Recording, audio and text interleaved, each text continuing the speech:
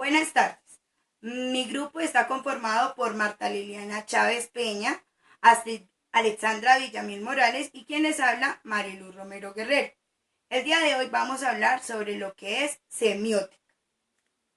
Semiótica es la ciencia que estudia los diferentes sistemas de signos que permiten la comunicación entre individuos, sus modos de producción, de funcionamiento y de recepción. Es aquí donde aparece que antiguamente las señales, los gritos, los cantos, los silbos, los graznidos eran una parte de la comunicación. Es así como los animales también pueden comunicarse, donde comparten su alimento, se reproducen, sobreviven por medio de una comunicación, por medio de señales, que pueden ser visuales, postura, gestos. Estas señales nos permiten comunicarnos demostrando por medio de movimientos, por medio de la conducta, por medio de posturas. Es aquí donde encontramos el lenguaje de los chimpancés, animales que sorprenden por su inteligencia. El estudio de la comunicación no verbal ha añadido un nuevo interés a la semiótica, a la vez que se ha relacionado con el mundo de la zoología y en general de la biología, la ciencia de los signos y la ciencia de la vida del compartir. El desarrollo de la semiótica se remonta a la antigüedad griega, cuando en la cuna de la medicina se aplicó para observar y estudiar los síntomas como reveladores de enfermedades. También en la antigua Grecia, a la medida que se tocó la significación en el lenguaje, la naturaleza de las palabras y la relación del lenguaje. Y las primeras ideas de semiótica estuvieron muy ligadas a la filosofía, especialmente al campo de la lógica, la gramática y la retórica. El objeto de la semiótica es estudiar los signos con relación a la sociedad donde se producen, la cultura, el pensamiento, del cual son mediadores. Se define semiótica como ciencia que estudia las diferentes clases de signos, en el cual el signo fue desarrollado por Ferdinand de Saussure. Un signo lingüístico es una realidad que se puede percibir por uno o varios sentidos humanos. Es aquí donde aparece el significado y el significante, en donde el árbol sería el concepto y el árbol en sí también sería el significante.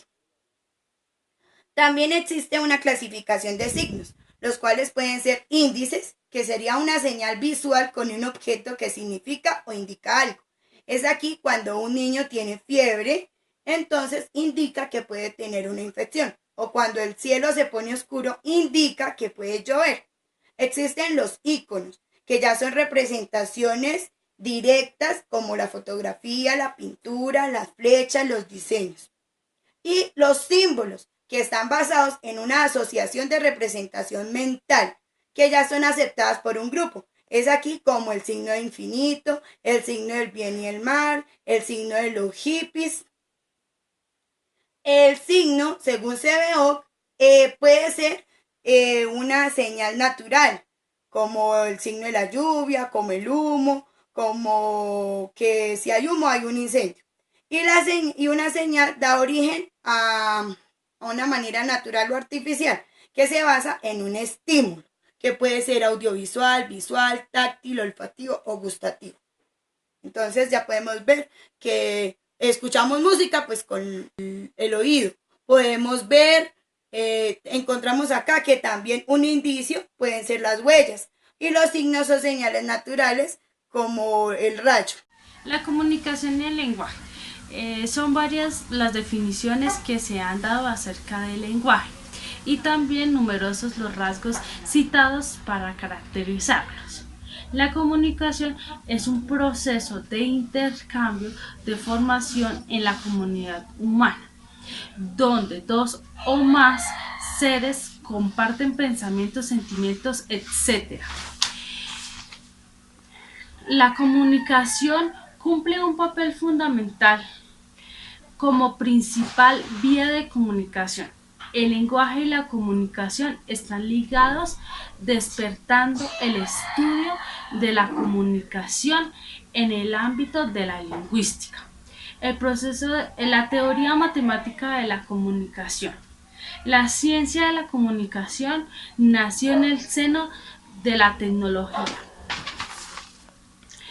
y no en el de las ciencias sociales, lo que provocó que los avances se centraran en el principio en mecanismos de transmisión en la información y no en procesos de creación de esa información.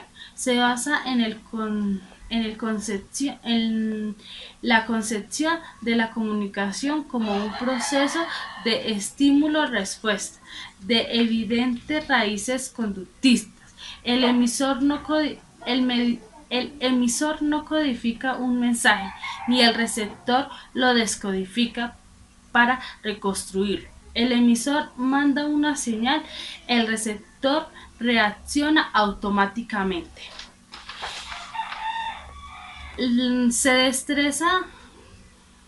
destaca de este concepto,